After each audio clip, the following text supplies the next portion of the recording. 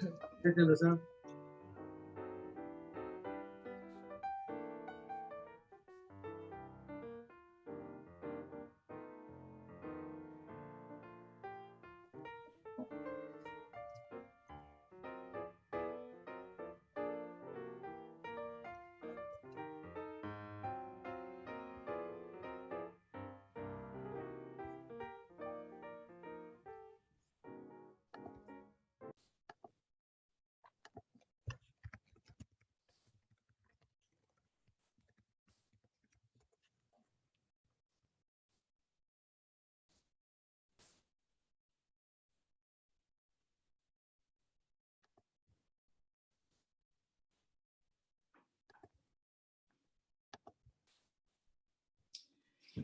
Good afternoon, everyone, and welcome to a Maitri webinar panel on this rainy Sunday afternoon. Absolutely our pleasure to welcome you to a discussion about how patriarchy shows up in our lives and perpetuates familial violence, and how we as the South Asian community can respond to and resist biases and beliefs that are propagated by patriarchal norms. And of course, the larger question always is, how do we create a violence-free society? Everyone today on this panel is committed to this work. And before I introduce you to our very illustrious group of people who are personally and professionally vested, I want to say a little bit about myself. I'm Sonia Pelia. I'm your moderator here today. I have been a volunteer, board member, and board president at Maitri for over 28 years. I also have a tech career. I recently co-founded a startup that propels Series A B2B SaaS startups to scaling revenue. So first, further ado, I would like to introduce Dr. Maitri Jegathasan. She's an award-winning cultural anthropologist with a research focus on gender, labor, minority politics, and development in the global South. She's associate professor in the Department of Anthropology at Santa Clara University and the author of numerous publications, including the book Tea and Solidarity, Tamil Women and Work in Post-Sri Lanka. Welcome, Maitri. So glad to have you here. Next, we have Ehsan Qazi, who writes One Voice Pakistan and World Affairs in Sociological Perspective blog. His goal is to engage community members in establishing peace, security, social and economic opportunities for all. Welcome, Ehsan. Really looking forward to hearing from somebody who is younger and really cares about the issues we are about to talk today. Glad to be here. Thank you. We have Mr. Bhupinder Dhillon, who is a founding member of the San Jose Gurdwara and the board president since 2017. He is very active in community civic affairs and has served on committees at the East Side Union and Berryessa Union school districts. Mr. Dhillon has also served as the chairperson of the San Jose Planning Commission. Welcome, Mr. Dhillon, to the panel. Thank you. And last, we have Noshaba Rashid. She is a financial advisor and very active in the Bangladeshi community. She is founder of Bioscope Films, an organization dedicating to promoting Bengali films in the US. And with that, Noshaba, welcome. I believe she will be joining us in a few minutes. She is driving through the rain and hopefully will make it to the panel in time. So I thought we would talk about, because everyone on this panel has personal passion, they have some degree of dealing with the community and trying to change norms, I thought we'd start off with how you as the panelists came to understand gender bias in the South Asian community. And my first question is for you, Maitri. What was your coming of age or your awakening to the presence of patriarchy in your life? And was there a particular moment you went, aha, there's something not right here? Thank you so much, Sonia, and thank you, Nandini and Shilpa, for organizing the webinar today, and to the fellow panelists. And so, Sonia, for your question, I think when I first started thinking about it was in childhood. I was about 8 years old when in my extended family, I had witnessed forms of domestic violence in the form of intimate partner violence. And, the experience as a child, looking back at it now, was one, there was this legitimate fear of physical violence. But then, in the aftermath of it, also thinking about the stigmatization of it, of talking about it, the silencing, but also, the silence around it and the shame. And I think as I, moved forward, I often wondered, what was the process for the person that I knew, who was, almost like an older sister to me, in terms of my family, but also the kind of presence of the aftermath of that in our relationships, in my own immediate family, how we talked about it, how we processed other moments of violence, particularly in Sri Lanka, thinking about being here located in the United States, but also hearing of forms of domestic violence within networks that we were in within Sri Lanka as well. So how was it happening outside of the borders of the US, but also in our intimate circles? So it's interesting because I think as immigrants, those of us who are first generation immigrants have moved here, have the perspective of that direct experience. But I noticed even with people who were born here, they have that perspective because of the connection is so close, right? In terms of the communication, the family, the generational links. So, I wanted to ask you, Ehsan, I know you grew up, you were born in Pakistan, but you moved here very young. And when we were talking earlier, and you had mentioned actually some really interesting insights about gender inequality in Pakistan, about men and to women ratios in public. And I'm wondering, how did you understand it when you were young? And before you moved here, because obviously you've thought deeply about these issues from our conversation. So for me, this journey really began with mere observation. So, whenever I stepped out in the public, I always would see so many men out there, but women not so much, especially in the workspaces, in the labor market, whichever shop you went to, whichever town you went to, you see a lot of men out there. And to see a woman in the labor market, or to see women all around, it would be rare. And I always wondered what's happening here. Where are all the women? We see them at school, colleges, universities. We some of our teachers, some are playing huge role in our communities, but where are they really in the public space? So that kind of caught me to thinking, what's really happening. I would really, start paying attention to these kind of things. Furthermore, um, newspapers as well served as a big media served as a big role for me as well, in terms of understanding this question. And I would read a lot of news about violence against women, whether at workplace, certain workplaces, in villages, in public, a lot of news on, hey, someone threw acid on someone, that's what happened to the woman. And I would wonder what's really happening in our society, you know especially living in a country like Pakistan, where religion actually plays a very critical role in how we are supposed to approach women. And I saw this disconnect between what the religion preaches versus how men were really behaving towards women as well.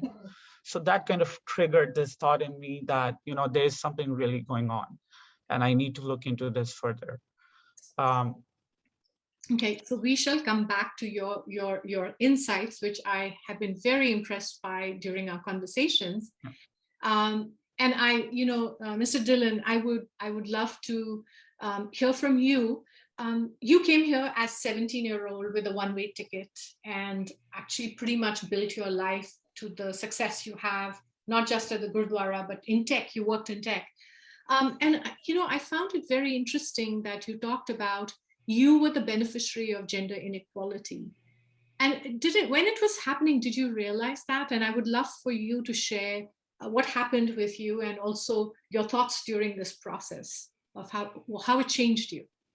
Yeah, in my own family, 17 and a half years or so that I was up in India, Mhm. he was undoubtedly exposed to violence against women, but in immediate family, we had none.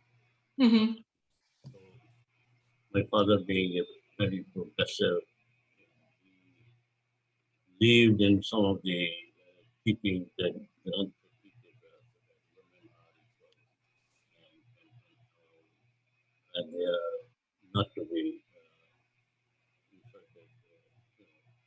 There are some cases we always use. They have, Mr. Dillon, we can't hear you. I think you're breaking up a lot. oh, okay, maybe I should speak a little louder. Yes, perfect. If you can Okay, start okay, again, that would be lovely. okay, okay. What I said is that early on in my personal life, I had no problem in our immediate family, but I was undoubtedly exposed to the violence against women in India. Mhm. So when I came over to United States, of course, here I learned a lot about equality between men and women, and so my my really the growth in the United States was all positive that women needs to be respected and they are equal. And even Mhm. though at the time when I came, it wasn't that much of equality as it is today. You know, I mean, I can still remember that the dorm that I was living in was men's dorm only, and the dorm for the girls were separate. Slowly and slowly, I see co-ed dorms Mhm. was a pleasant, surprise for me that the progress is being made. Women can live together, boys and girls can live in the same dorm, and they can respect each other. Mhm. So, um, so my growth, I would say, is from just being exposed to violence and not having any in my own immediate family and myself, and the later on education, helped me that women are equal. However, my thought about when the feminists pushing that envelope, sometimes I see a little too far. For the sake of equality, they will take stand, give you an example of a newlywed couple. Mhm. If they start saying, look, I'm equal to you, I got master's degree and you have master's degree, and I'm gonna wash my own clothes and you have to wash your own clothes. You have to cook your own food. I am not gonna be a servant for you. When they push that type of envelope a little too far, I think that does not help any. So Mhm. they need to remember at the time of wedding, they take vows, uh, the Sikh marriage will say that that one jyot, no, do murti, uh, they'll say ik jyot, do murti. Mhm. Right after the wedding, they're saying your soul has been blended, so you are just one soul, and you have just two faces. That, however, does not happen instantly. What they need to realize is that it's a lifetime process for that to occur. Even in Christian vows, they say that you will help each other and until death do us part. Mhm. So the Hindu marriage, Sikh marriage, Christian marriage, they tie you together for the eternity. Mhm. So respecting each other. But one thing that they need to realize is that it doesn't happen right at that ceremony. It is a lifetime process, and they Absolutely. need to manage that relationship. So, They get the guidance, they get the mhm. religious guidance, but then they need to manage their relationship with so the society. I think we have to come back to this a lot more in detail because you have some very interesting concepts and ideas, and we will dive definitely deeper into it. But, I wanted to shift a little bit towards what you have spoken, Mr. Dillon, about is what the community, the religion, etc. does. So diving a little bit deeper into community involvement, because our communities, the South Asian communities, are very close knit. We are very family driven. We are very oriented towards perhaps faith based, etc. And so I wanted to do a little dive into what happens when the community gets involved in situations of gender inequality, and in particular intimate partner violence or domestic violence. And um, Maitri, you have spoken about that the burden of safety for women who report domestic violence is on the woman itself. And I'd love for you to elaborate on this research that you've done and the kind of analysis you've seen um, in Sri Lanka, and also your work with Sakhi, the domestic violence, South Asian domestic violence organization, prevention organization in New York City. Yeah, and so for some context for those unfamiliar with Sri Lanka, I do research with communities that live on tea plantations and work on tea plantations in the south central area of the country. And this is an industry that is one of the main exports for the country, so kind of very well known if you know tea, but also it's also kind of a residual from the colonial period, the British period. So it has the kind of, it has the labor practices that are quite exploitative, such that the people that live on those plantations do not own the houses that they live in, and nor do they own the land that they work on and that they actually produce the tea. And so the space that the home is in is an industrial space. It's also a surveillanced space by not only the industry, because it's right there, but also in the context of the Civil War, it's a state surveillance space as well, because the community I work with is a minority, and there was a civil war between Tamil minorities and also the Sri Lankan government, which is majority Sinhala. So there are these kind of mappings of surveillance and also industry. So I think that is where my perspective comes from in terms of understanding community involvement. So it's that the home issue is never really a home issue. So especially with intimate partner violence, just from research, I can share a few, kind of insights. I've heard domestic violence before from afar. I've been walking on the tea estate and actually heard physical violence before. And in ethical situations, seeing people intervene from the community, going into the home and stopping the violence, not wanting to call the police because they are minorities, and because the state has a history of detaining minorities, and also of police and law enforcement violence. So in that context, if a woman is to go to the police, and I think similarly in terms of Sakhi and my work in New York City, and what Asan was saying as well, those public spaces are surveillanced to some extent when a woman goes out into them, regardless of violence. But adding the layer of violence, if you were to go to the police, for instance, a woman who I spoke to coming back from the police, actually, she was getting off the bus and about 50 people saw her. People on the bus saw her. She had to go with her child who was testifying, to the violence as well, to file the report. And people talk. And so she did not feel that it was the best solution in that sense. But at the same time, the community was saying, this is what we were told to do. And, there was a need to intervene. So I think in many ways, there was this balance of, how do I not be the shame of my community by reporting this violence? And also the burden was on the woman to take a risk to be seen. while making those reports. And then also fear of retaliation when she returns home, because the law doesn't move in the swift way that maybe those would want it to move, to directly intervene and remove someone who is violent.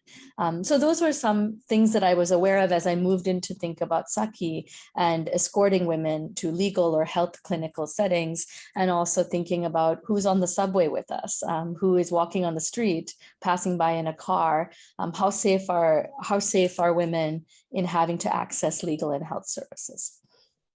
So in your work at Sakhi, did you experience, because New York City is very diverse, it has, I believe it has much more diversity in the South Asian population than the Bay Area, where we seem to be, a lot of us are techies. We do have, other communities and other levels of socioeconomic groups. But do you feel that community in New York City, New Jersey areas, do you feel that they play a role in, a vocal role in enforcing this idea of not reaching out for help for domestic violence, or even talking about gender inequality?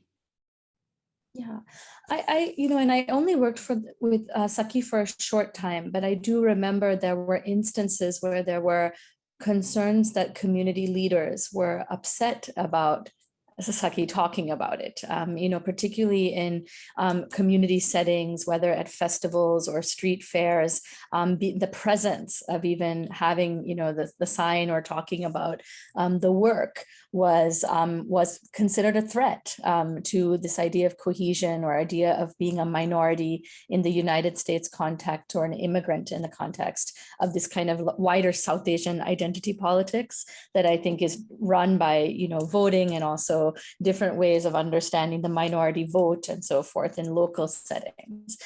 So that's what I understood from there. In terms of just health settings, I think a lot of it was not understanding the cultural context in which women had to navigate, especially those who were not citizenship holders, that were on H-4 visas and other types of visas where the residency and the employment and education access were limited in that sense, or kind of constricted.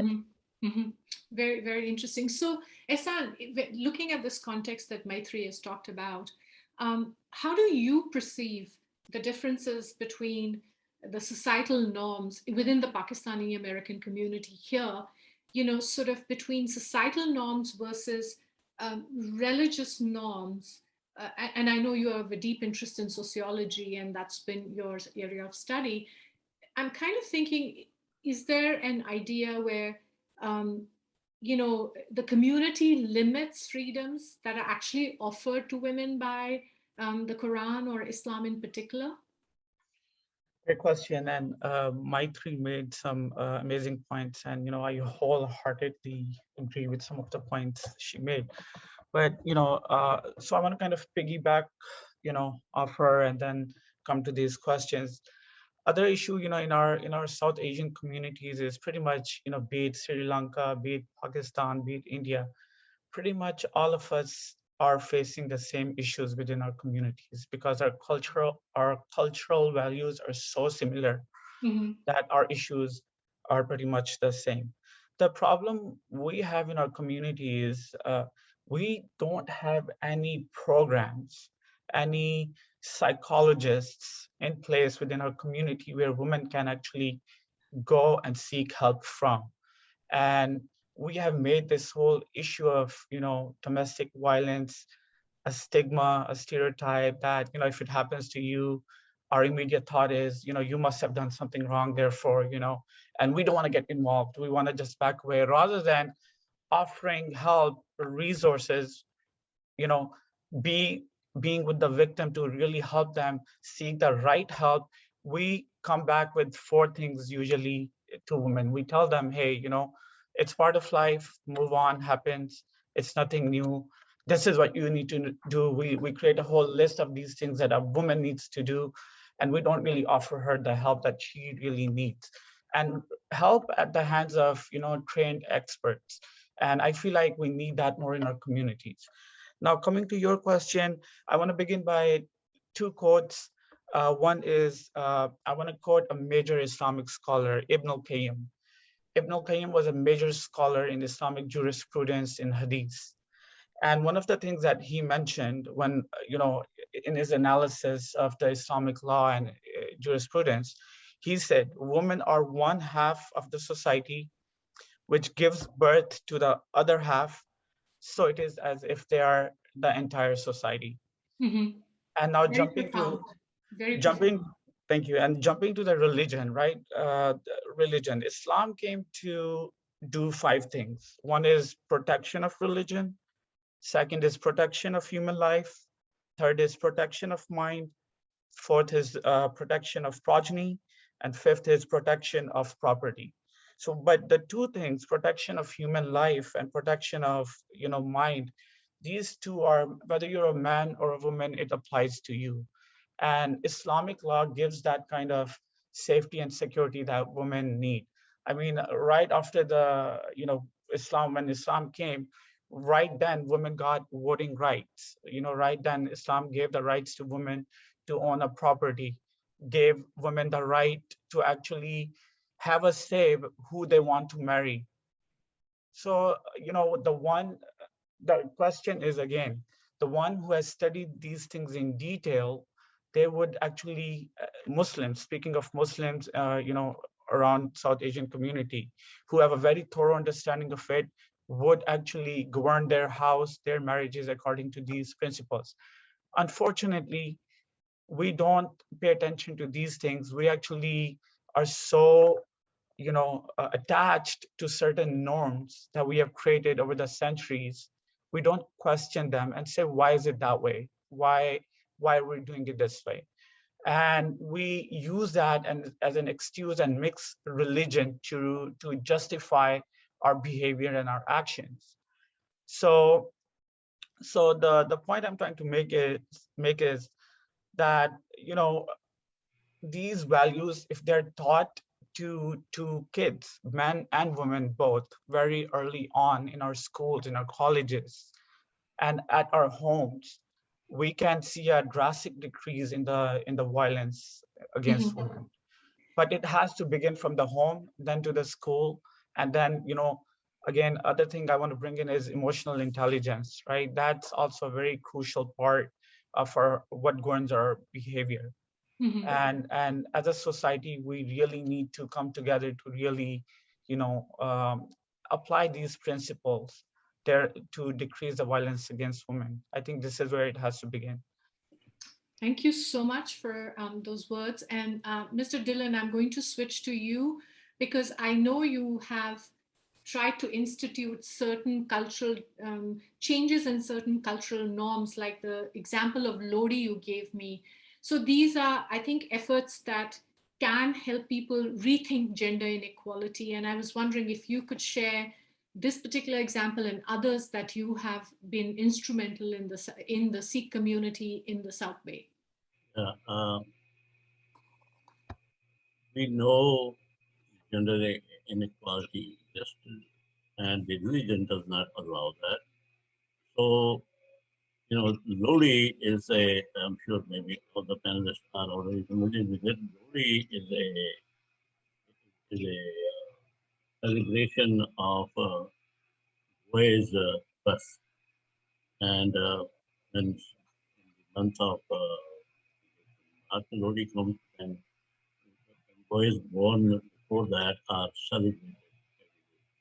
And whenever I started to use and celebrate Lodi, it is not a religious ceremony. Call it a gender equality. So we are inviting all newly born parents, newly born kids to the Gurdwara, and we give them awards and we celebrate their birth. And so that the girls feel that they are just as equal as boys are, but parents are just as happy as the birth of boy as the birthday. So I have a question for you. While you have a very influential position at the Gurdwara, a lot of people reach out to you. You talk about gender equality. We'll dive deeper later in the conversation on your ideas. Is there pushback in the community when you espouse some of these ideas of upending cultural norms that have been held for So, centuries? no. Actually, as a Gurdwara, people who come here, there's absolutely no pushback at all. And as a matter of fact, there are some other groups that they started the gender equality similarly as we do it at Gurdwara. Mm-hmm. They started doing it in the community hall. So Mm-hmm. maybe in this area, San Jose Gurdwara is the first one and maybe the only one that celebrate Gender Equality Day. But some independent groups from the Bay Area started celebrating. Mm-hmm. Word That is is word is spreading. That Very is actually, wonderful to hear. That is truly wonderful to hear. I wanted to turn to Noshaba. Noshaba, thank you. I hope you were safe driving in. I know this has been a crazy day. It, Thank it, you so much for making it. Noshaba, I wanted to ask you. We were focused on community involvement, community attitudes, etc. You have been you view your role in the Bangladeshi community as a guide to others in their difficult journeys. So what kind of resistance have you seen or acceptance have you seen from the Bangladeshi community here in the Bay Area, talking about domestic violence, gender inequality, or just empowering women that you are doing as a part of your own way of giving back? Thank you, Sonia. And hello to everybody on the panel and our listeners. I apologize for joining a bit late. I was driving from San Francisco to Sacramento area. I needed to be here for another event at 5 p.m. So sorry for joining late, just to my inclement weather and 3 accidents along the way. But yeah, answering your question, Sonia. So, definitely while growing up, and I heard some of our panelists speak the last few answers. Yeah, and I'm also from a Muslim background in Bangladesh. I was very fortunate to be part of a very liberal family where women were treated equally as boys. I think I would just share a couple of things about my upbringing and then move on to your question. I'm an only child, so usually in our part of the world, whether it's a Hindu household or a Muslim or a Sikh household, everybody is usually wanting to have a son to carry on their family name, etc. My father, I would say, was a feminist at that time. I mean, my mom lost a few children after me, but then they said, no, you're my son, you're my daughter. You can achieve anything you want in life. You can, go for your dreams. So I felt that I had that different upbringing. I was treated as equal.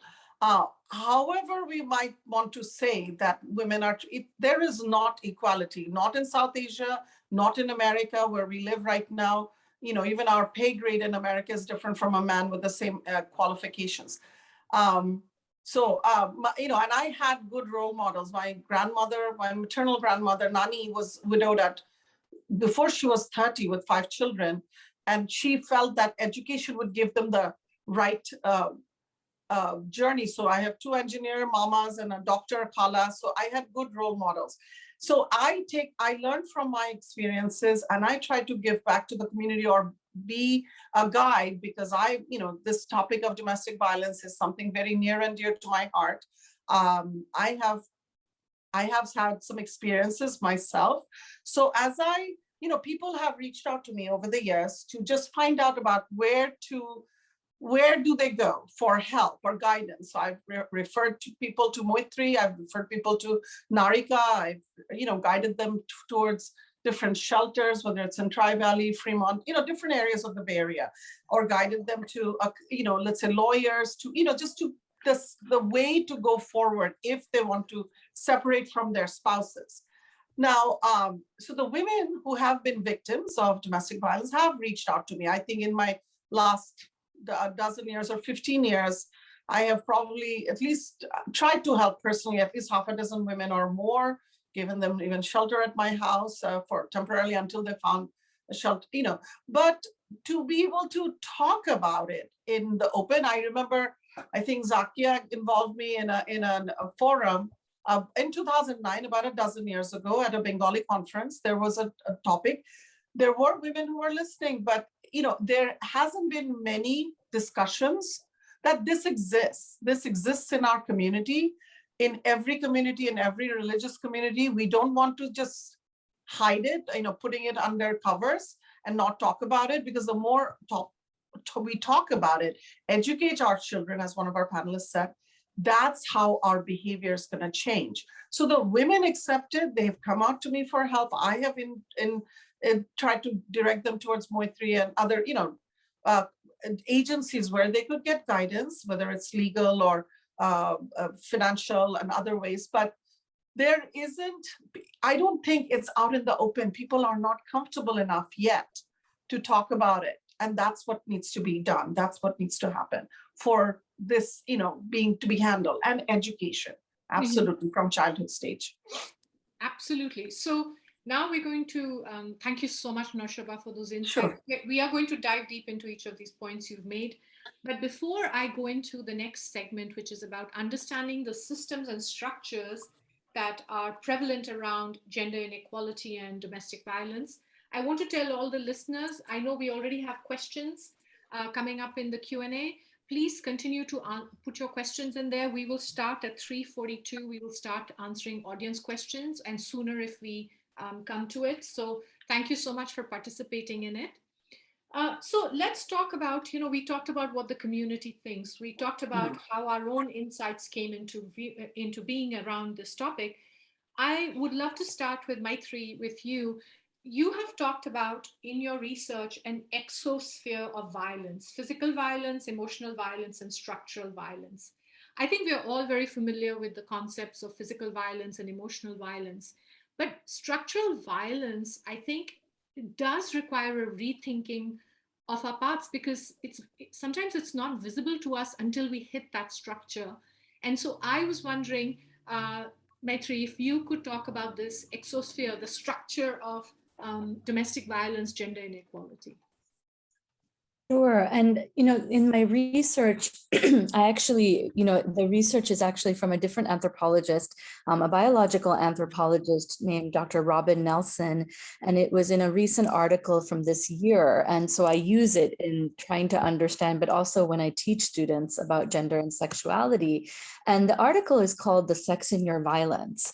And it really looks at this kind of almost, you could see it like a pyramid of violence, where physical violence is on the top in terms of how people are drawn to the attention of it because of its often severity, the physical evidence, but the way the law and the courts and also scientific evidence have often been drawn to what Dr. Nelson calls the bodies and the bones, right? In terms of how people are drawn and kind of remember physical violence as the most severe form. But what that ends up doing is it ends up erasing the severity of emotional violence, which is kind of on the next layer. And so when you see the emotional violence, oftentimes people focus on physical violence and they don't realize that there are emotional violences as well as everyday forms of violence like verbal abuse or emotional manipulation, forced coercion, and so forth. And also that the structural violence is kind of the infusion of all of that. So in terms of structural violence, it's the idea that there are structures in place that put specific communities in harm's way. So such that, other communities benefit from the form of domination and subordination. And I think we've spoken, in this panel already about that kind of system of domination and subordination and who benefits from it, and also who, who can work through that system. And also this idea that the structural violence comes in different forms that intersect. So in the case of South Asia, in my own research, I look at how class is in itself is a structural formation in labor, but also in caste as well, in terms of labor segmentation. The community I work with is caste oppressed, and they have long been, thought of in terms of the tea plantation sector. And so and also in terms of labor and jobs that, you know, are kind of segmented based on caste status. And so when you look at that in relation to gender, but then education, employment, citizenship status, at that kind of nexus, you then can see how the physical and emotional violence also play out. And oftentimes we focus on the physical, but we don't see that everyday emotional violence takes its toll on women, particularly, and children through generations. It's inherited in some ways through stress pressures and you know, physical forms of trauma like PTSD and so forth. And so I'm, you know, interested in kind of, you know, how those ways play out and how do we identify those structures. And it's hard because oftentimes they're very embedded in our life. They're in the legal system, they're in politics, but they're also in our education, our classrooms, and so forth. So, you know, this is very interesting because I'm thinking that you are framing the conversation beyond the community and some kind of an embrace around it. And so I'm thinking about immigration, which for immigrants can be a really core part of this structural violence. And Mr. Dillon, my question is for you. When how do you see when women come to you for help at the Gurdwara? And I know Sikh women have reached out, even Sikh men have reached out.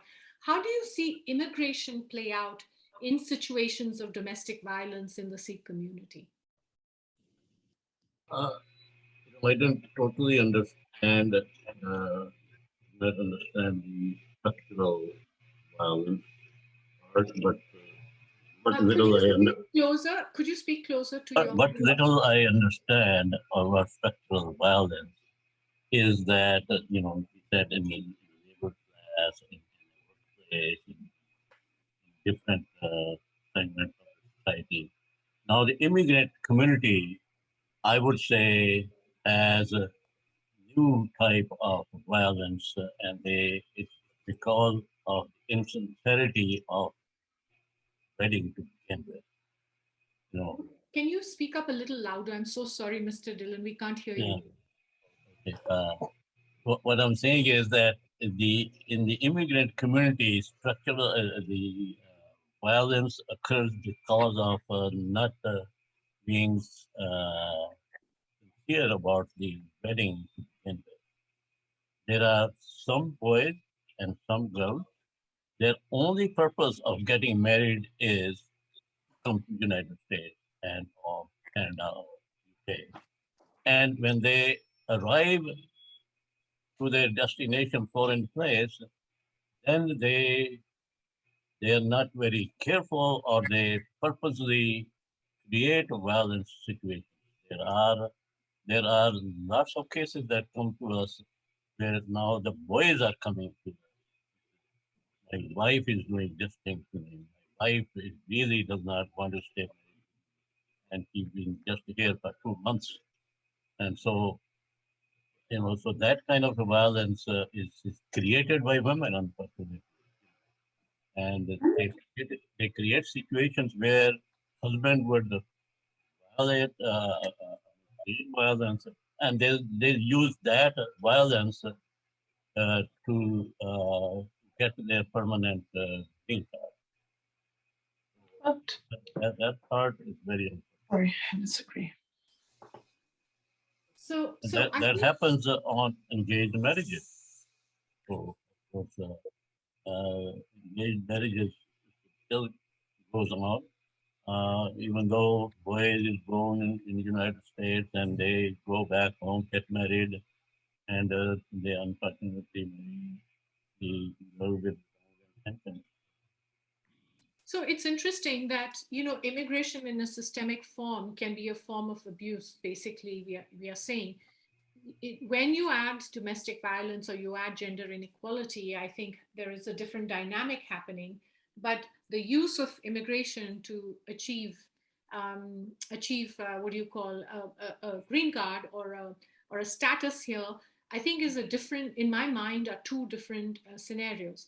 Now, if it's about cheating, right? If you go to the home country and you are looking for a spouse and the other party has an intent not to be married in this after they get their green card, I'm not quite sure I would equate that as domestic violence or gender inequality. I would say that's fraud, straight out fraud, right? That you are Yeah, intending yeah, to fraud the government and and also intending to commit fraud against an individual. But right. what we see, what I was trying to see was that, is there a fear of losing their immigrant status for women to continue to stay in domestic violence situations because their immigration is tied to somebody who has the green card or has the citizenship here?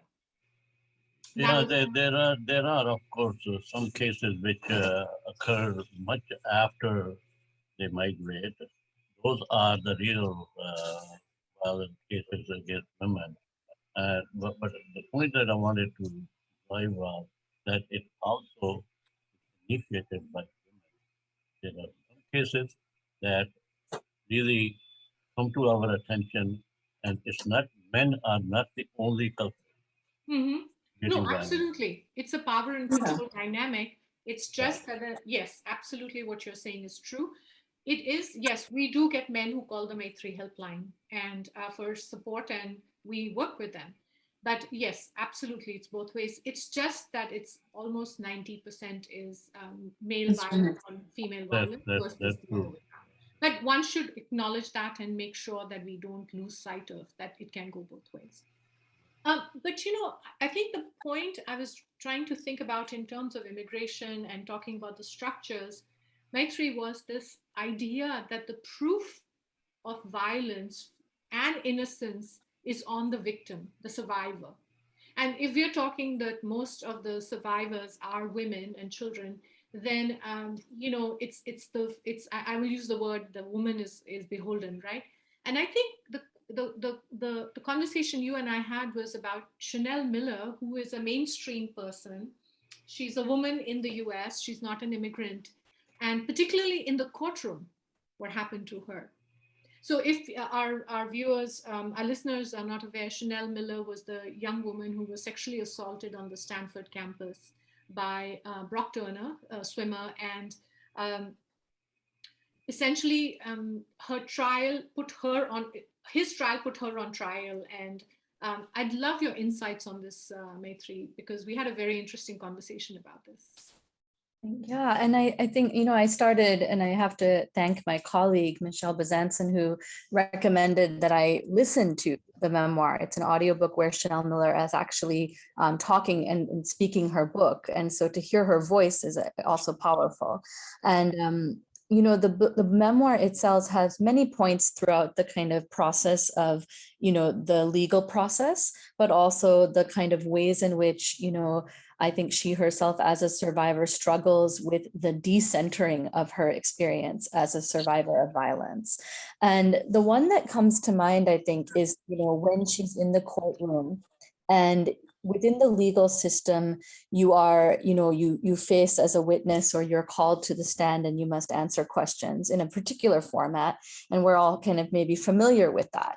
And, when the defense attorney, which was, Brock Turner's attorney, went to question her, after every question that he asked, he said, right, right. And he would say the question and it said, right. So it was almost as if the survivor of violence is asked to almost navigate and is being kind of forced to train their mind to not consent to the violence, right? Not consent. So you have to almost say, if someone says right to you, your instinct is to say, yeah, sure, right, yes. Right. And so your brain actually has to almost take an extra step, an extra burden to say, no, that's not, this is my story. And at one point, she actually says the story, and he says in reply to his own question, she responds, he replies back and says, that's not the answer I wanted for my question, which I think says something about and the ways in which the court is structured to not center a survivor of violence. It's not thinking about healing. It's obviously a criminal justice. This was a criminal case. And I think, that kind of brings to mind, I think as an anthropologist, I'm interested in storytelling and why the storytelling is so important. And I know Asan is a journalist as well, so it might be interesting to hear that kind of perspective as well of, whose stories are important and when do those stories get centered and when did they stray from the center. And oftentimes they're not on the center at all for the survivor. So Ehsan, would you like to answer Maitri's question? And I have a question for you on justice also. Sure. It's a great question. And usually, there are a lot of stories. I mean, if you want to get into stories, a lot of people have a lot of stories. Again, people don't find proper platforms to share those stories. They're not encouraged to share those stories. And we hinder their progress because, either if it's against a man, we tell the man, hey, man up, it's part of life. If it's against a woman, we say, you have to please your husband, or you need to do more. So when we actually hear these stories, our attitudes, again, we become so conditioned to just giving these replies. Our attitudes are, it's not a big deal. Let's just move on. Let's try to busy the mind of the person or the victim into something else. Whereas the victim is yearning, like all these stories, depression, stress that emerges from the violence, whether against a man or a woman, these things are not given their proper attention. And to capture those stories, we actually need right people to capture those stories. We need more experts in the community who engage with victims. We need, again, law has to be there. Law and order is a must. And our society, especially Pakistan, India, Bangladesh, all our societies fail because they cannot uphold the law properly. Like I said, law is at the expense of those who can afford to, invest into it. So powerful people with their influence, with their positions, with their wealth, they manipulate the law. And what happens to the victim? Their files are sitting in the court for many years on, and their narrative, again, it gets blurred. And actually, it comes to a point where the victim themselves, they start questioning their own narrative, because again, they're told, oh, you might be feeling depressed, stressed, so your brain is making you think that. We don't validate those stories. And newspapers, what happens is, when in newspapers, as I observed in a little bit of my experience, when these stories get published, they get written, the conversations, there's no balance in those conversations. They're on the extreme end of the spectrums. Either you will find a very heavily dictated feminist argument, or you will find a very, masculine argument, but there's no balance. And to discuss these issues, I think the other complexity there is because these matters are so private and personal, and the dynamics of families and the sociological dynamics that you usually study in the in classes to understand families, they're so complex that how do you really capture what's the truth? How do you really capture what's the true story? And again, that story, whenever it gets to the newspaper, whenever it gets to the institutions that are supposed to provide that justice, it doesn't really happen. It dies down by that point. And by that time, the victim is so tired, they just want to, move on, irrespective of how they're feeling, what they're feeling, which then again, leads to suicide. I don't have statistics, but I'm sure Maitri can talk more about that in her research. With domestic violence, with depression, stress, where victims end up taking their own life because there is no one to talk to, or no one can understand their stories. Thank you. So, Noshaba, we had discussed a mental health standpoint of you experiencing as a survivor. And so how did you navigate this? You were this amazing woman raised liberally, the marriage was of choice. And yet the impact is so severe. We are talking about structural oppression. We are talking about community oppression. We are talking about the media itself is participating in making victim blaming, right? Survivor blaming. And would Right. love to hear your journey or your perspective on how critical this is for mental health. And Ehsan just touched on it onto the Right. extreme end of it, right? Right. Sure, absolutely. So I will start by saying, so yes, my marriage was not arranged. It was of choice. I mean, I chose the person I married, but what I didn't know at the time was his family had experienced domestic violence, I mean, between his parents. So he grew up seeing that's how his mother was mistreated by his father. So it was learned behavior. This, was something, and so the first 4 or 5 years, there was no instance of any anger management issue or any violence. I mean, it was not evident. So first, I think it was against the walls of our house or a door. I mean, by the time it came upon me, the physical violence, it was, we already had a first child. So to rethink, I had to go through, I made sure that we are going to marriage counseling, to try to, because again, I am this person who had, studied her undergraduate in America. We're both educated. He had a master's. So I didn't expect it from an educated person of that I chose to marry. It was betrayal at the first, first thing was, how could he treat me like this? I mean, yes, there were pressures, maybe financial, monetary pressures, because at some point when I had our first child, I was a stay-at-home mom for about 1.5 years, or just stress and pressures, and he just didn't know how to handle pressure. I mean, that's what I thought, or that's how when it turned on me. It was very difficult for me to, first of all, just going, how can this happen to me? I thought I married a good, decent human being, and now I see his face. And I had to, well, first of all, I tried all kinds of counseling, and him separately for anger management, us together for marriage counseling.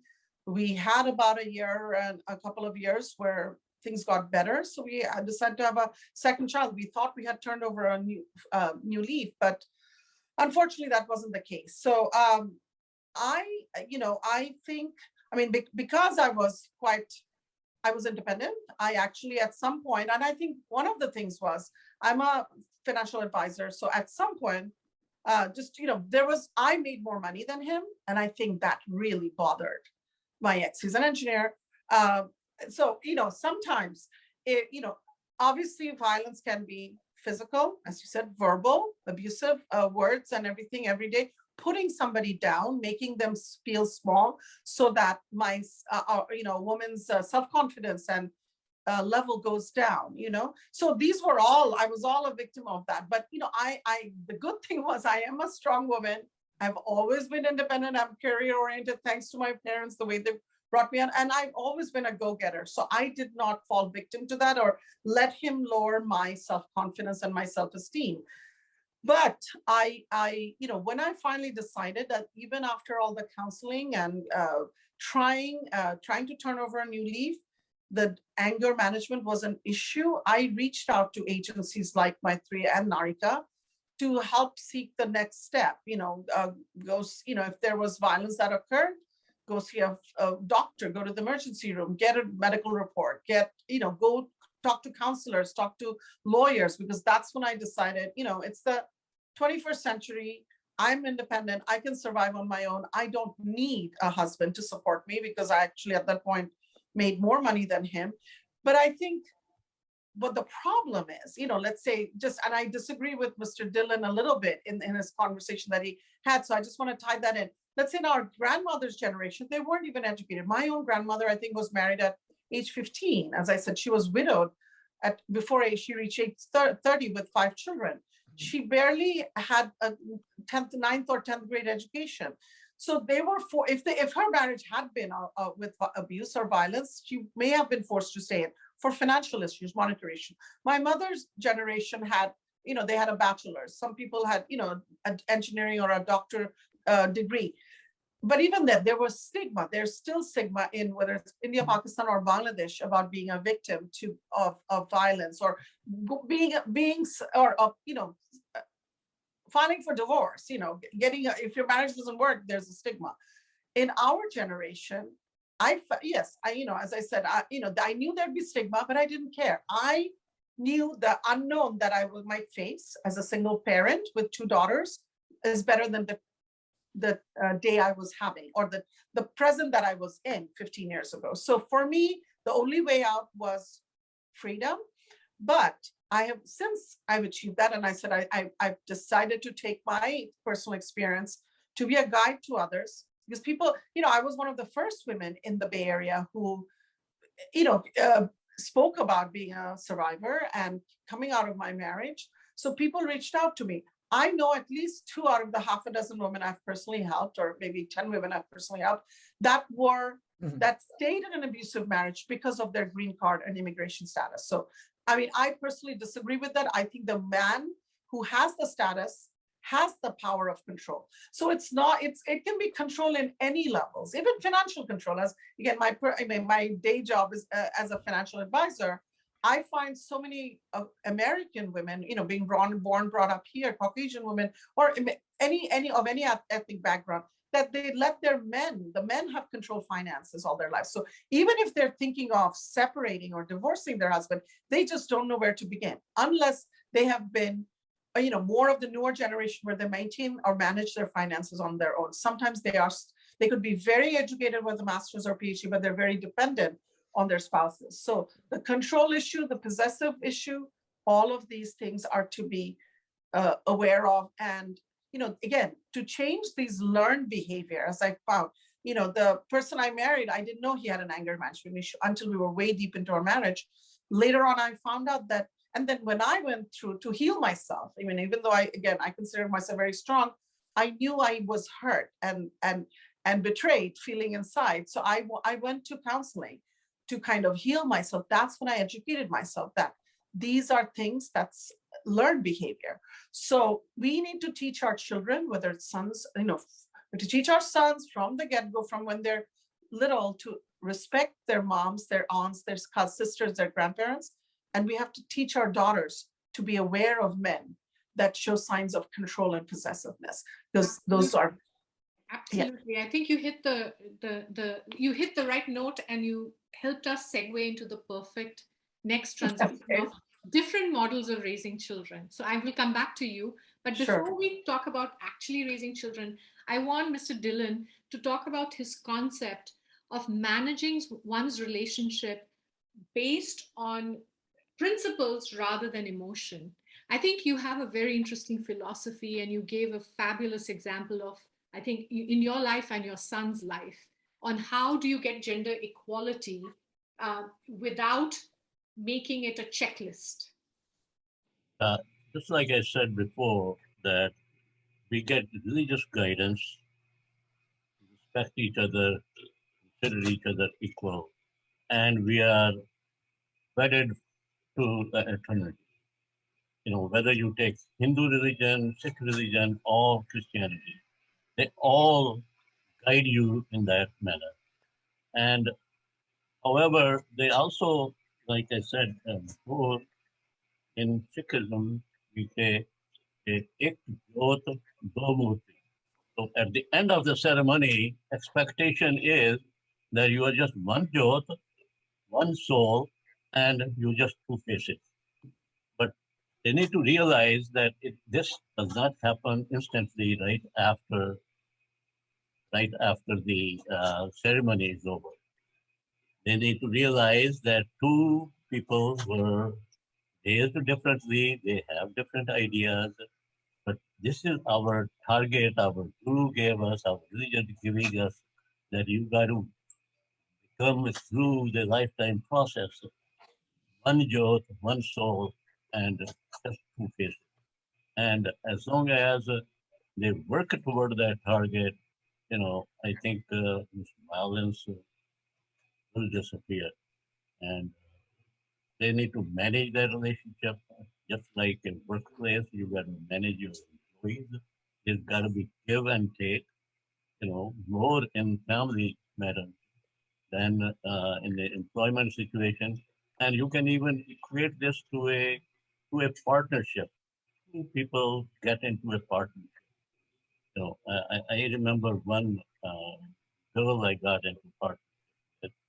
Her whole motive of having a 50% interest in the company was, I want my equal. You know, He was more thinking about her marriage. He also, in our partnership, he wanted equal 50% ownership. I said, okay, I'll give you 50% ownership, but just because I am putting more capital toward this business, I should have a say that this is not right, that's not right. You're not going to go in that. So that's what I think.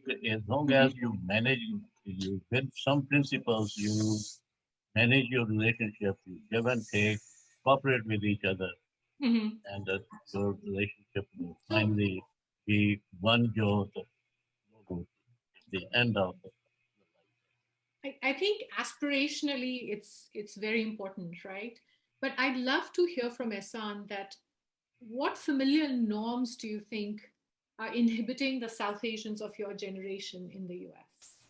Because we all have aspirations to this idea of, one soul, look at the things that are coming out, be aware, be thinking about gender equality, have flexibility. This is all lovely. And is it academic, do you think, Ehsan, in your generation? What do you think holds you back? Yeah. So 2 points. I'll come to your question, but I want to just touch on what Bob said. I don't want to nitpick the argument, but there's something he mentioned that, Christianity, especially what Christianity teaches about the woman and the attitude towards women. But if you study Christianity, Christianity at its core blames the woman as the evil temptress. Christianity at its core puts the blame of the original sin on the woman, that the woman led Adam to temptation. So that victim blaming is right there at its core. So we got to be very careful when we, talk about these things. Now, coming to your point, we, in Western societies, as I have come to understand so far, is Western societies, they're very hyper individualistic society. We are living in a very hyper individualism sort of trend or movement where, women and men both, they're pursuing their own self-interests, and they're not limited by social norms, especially in the West, because the culture all around is, pursuing your own interests, pursuing your own career ambitions. And I'll give you one small example. I was looking to find someone to get married. So I got in touch with this lady about finding me a spouse. And the first thing the lady told me is like, I'm gonna give you a warning. I was like, what is your warning? And she's like, nowadays, a lot of women, before it used to be that they would get married at age 25, 23, 25, 26. But now a lot of Pakistani women, they're waiting at least until they're 35. Why? Because they're pursuing careers. So it might not be as easy to find someone like that.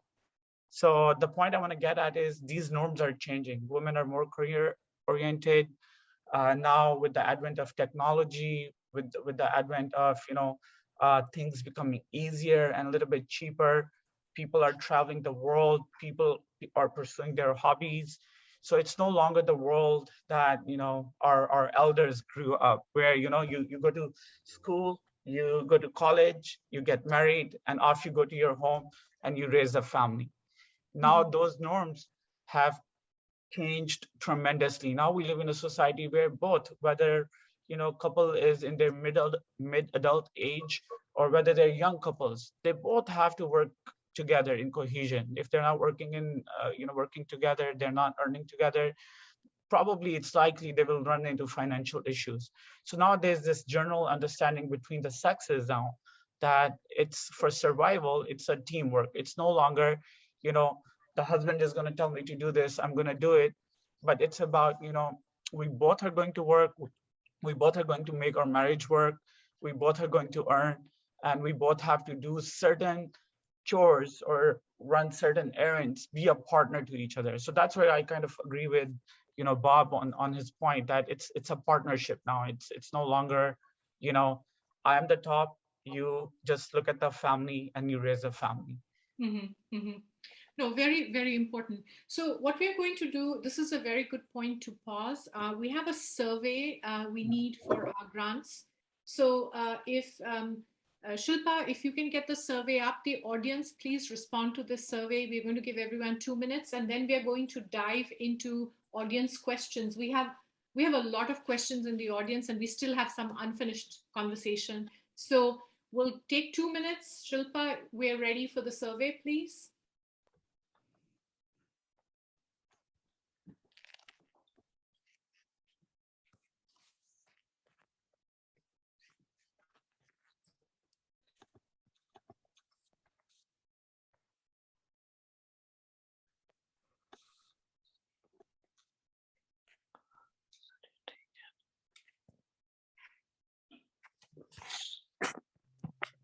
All right, so the panelists and the host cannot vote. So I forgot to mention that.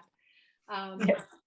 So we'll give it another minute, and we will continue forward. We are required for reporting in requirements for the grants we get. So we have some very interesting questions while people are finishing voting. Shilpa, another 30 seconds, and then we can get the survey off.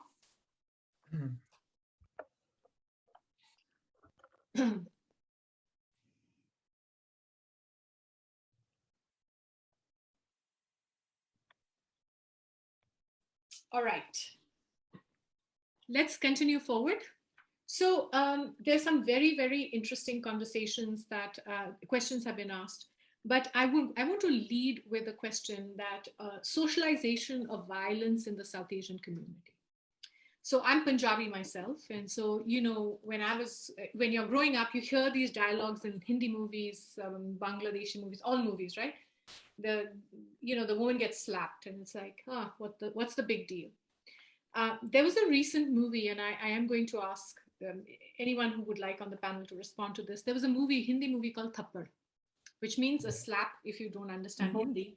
And they show this movie, and he's very dismissive of the spouse. The protagonist is a woman, and the husband is very dismissive and almost treats her like a assistant, a maid, a servant. And they're continuing their marriage, and then he slaps her publicly, and she says no, he couldn't have slapped her, and she leaves him. And what was shocking to me was how everyone thought this amazing movie that he slapped her and she left, but nobody commented on the fact that the way he treated her. And so I would like to start with Ehsan, with you, since we've been talking about cultural norms and the media, etc. What do you think of this socialization of our culture, which says ek thappad mara fir kya ho gaya, which basically means you were slapped once, what's the big deal? How do you respond as a man and a young man? How do you respond to this kind of cultural norm in your social interactions? I would say, thappad marna hi nahi chahiye to begin with. I would. Can you translate that, please, Ehsan, for people who don't understand Hindi or Urdu? Yeah. So I was saying, to begin with, there should never be a situation, irrespective of how extreme it is, to raise hands. Simply because, again, it goes back to the kind of dynamics that people or couples have to develop themselves, and to pursue a way that's, of course, kind of give and take. And the reason I use this term give and take is when two people have some conflict in reality. Theoretically, we want to say, idealistically, we want to say, yeah, I'll give you everything you want, and I'll do my best. That's ideal situation. But realistically, it is a give and take relation. Like we say in Urdu, "Kuch tum meri suno, kuch main tumhari suno," right? You listen to some of the things I say, and I will hear some of the things that you have to say, and then come up with this. So this attitude of raising hands, it's prohibited to begin with. So I can speak for Muslim societies. I can't reflect much on the other societies, but Islam clearly prohibits you from engaging in that kind of way with your spouse. And that respect, again, I like what Noshaba said. I hope I'm pronouncing your name right, Yeah. but that education really needs to begin from home, and we need to set these parameters. And I want to point one thing as well. A lot of times when these issues happen in South Asian communities, and a lot of women, they go back to their mothers immediately, or they find some woman within their family and they go back to them. you know these women kind of sort of justify. I don't want to generalize, I want to be very careful here, but what I have seen, what I have observed in a little bit of my experiences, these women, they kind of justify the actions of their sons, their children, and rather than hearing the stories and limiting this kind of violence from get-go, again, this is just blurred, this is overlooked, therefore leading to more violence. So yeah, I mean, No, thank you. that's Thank you so much, Ehsan, for that. my few cents. Thank you. No, your cents are very valuable. Mr. Dillon, would you like to talk about, this Yes, idea? I would. Yes. The same question. What I remember from the Indian movies that I watched is that Thappad Marna, you need to have the context under which Thappad Mara. So No. it depends on why he or he slapped him or her. Is in some of the movies that I have watched in the past, it was a sign of love in some cases. There was a confidently he's slapping her lover, and and nothing happens after that. So context is more important, I think, than just the act alone. Yes, of course, if you are intending to press somebody, that's why you are hitting her. Either way, Okay. it's the Okay. act of violence. So Can Nashaba, I don't have a agree. lot to say about this. Being having personal experience. I totally agree with Asan. There is absolutely no reason on earth where a man or a woman should be hitting their partner or anybody else in their families. There was a time, maybe when we were little, we were disciplined by parents, or at some point it was okay in South Asia, but not in US or as adults. There is absolutely, I do not agree with Mr. Dillon at all. And I think it may be a generational issue, because respect begins at home. If you are to love and respect a person, there is absolutely no way. You could be having a conflict. You could be having the worst fight of your life. Walk away, go cool down, go in another room, drive away, go somewhere else, take control of your temper, seek help. It does not need to resort to violence. That's where we go wrong. So if that's what's, so I disagree completely. And I will also say something from, going back to my personal experience. So my ex-mother-in-law was a victim of violence herself. When it became known that her son was mistreating me, she took her son's side and not mine. I would have thought, if I see somebody being mistreated, whether it's physically or, being abusive violence or control, the control financially he didn't have, because I'm a financial advisor, I control finance. So my situation was a bit different, but verbal abuse and physical abuse still does occur. And under no circumstances is it ever okay.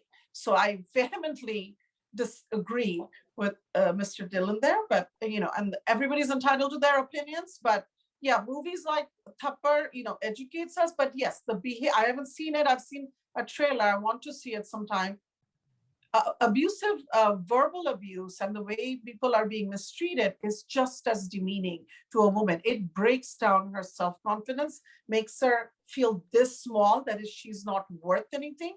As I said, it can, even to the most confident women, controlling men will try to demean them and bring them down. If you have the self-confidence and esteem, you will not be broken down by them. But that is another way to lower a person's self-esteem, so you can have control of everything, whether it's finances and being the head of the household, those type of feeling, attitudes. The trouble is, I agree with, all religions want to, teach us to treat the partners, women and men, equally. But in practical times, is it actually happening? Because again, it's a generational issue. Not, grandparents' time, maybe the women weren't that educated. The men went out and worked. Then maybe in our parents' time, women started going out to work and gaining some financial independence and confidence. In our generations, it is changing. It's changing even more in Essam's generation. So it is a process. It's not going to happen overnight. That's why, because people still aren't willing to talk about that it exists.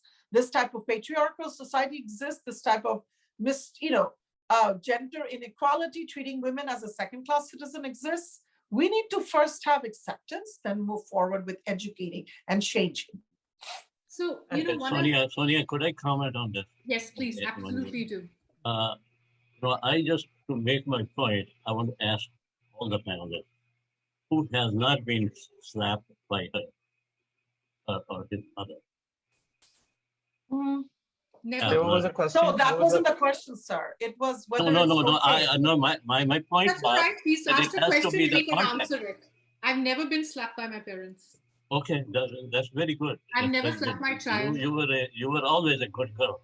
No, I was very naughty. I've never slapped my child either. I've never hit my child. She's 21. Okay, the others have been slapped. So my point was that it is the context that's important. Mother is slapping you because either she's angry or you did such a nice thing, she's teaching you something.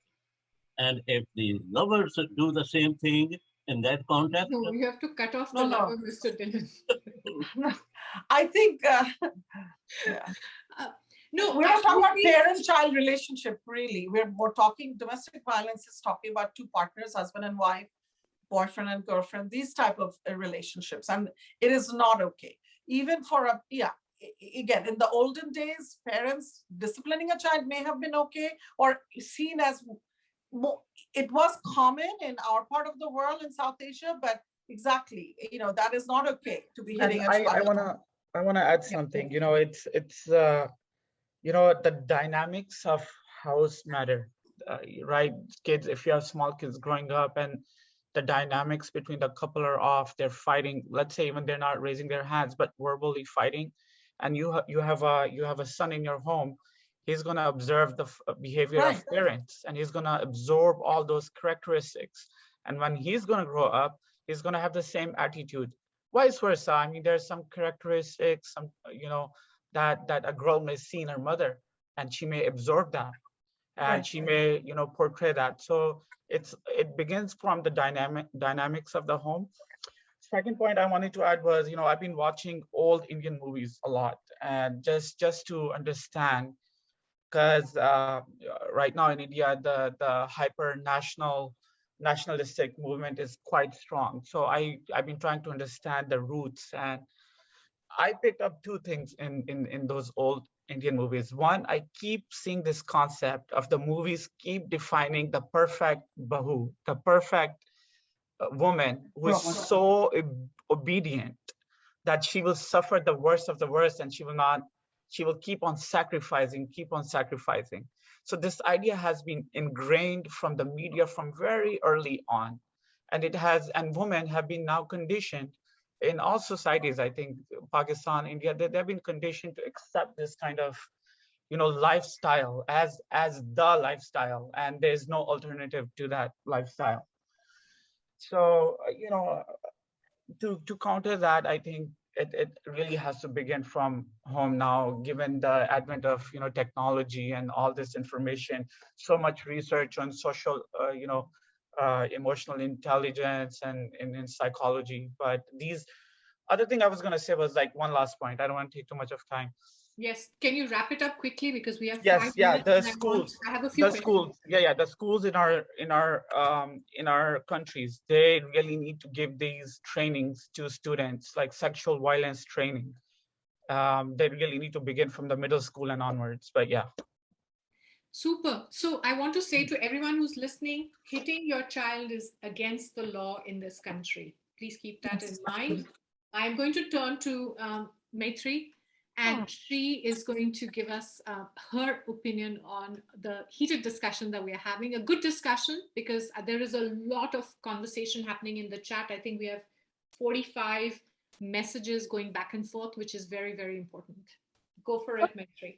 I think just 2 points, and I think that the conversation brought up for me, as who studies gender-based violence, there is a concept, thinking about how in patriarchy, no one wins. Like let's just accept that, right? Men do not win.